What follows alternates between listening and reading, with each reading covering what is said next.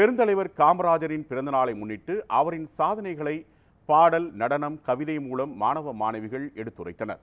Selaiyur மப்பேட்டில் Zion சர்வதேச பொதுப்பள்ளியில் அப்பள்ளியின் குழும தாளாளர் டாக்டர் விஜயன் தலைமையில் காமராஜர் பிறந்தநாள் வெகு சிறப்பாக கொண்டாடப்பட்டது.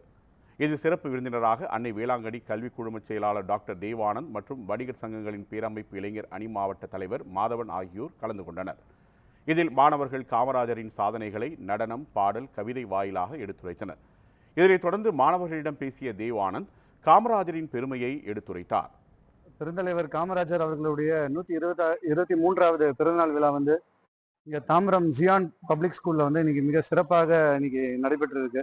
மாணவ மாணவிகளுடைய கலை நிகழ்ச்சிகளோட பேச்சு போட்டி மாதிரி நிறைய நிகழ்ச்சிகள் மூலமாக பெருந்தலைவரோட புகழுக்கு நம்ம எல்லாருமே இன்னைக்கு இன்னும் வலு சேர்த்துருக்கோம்.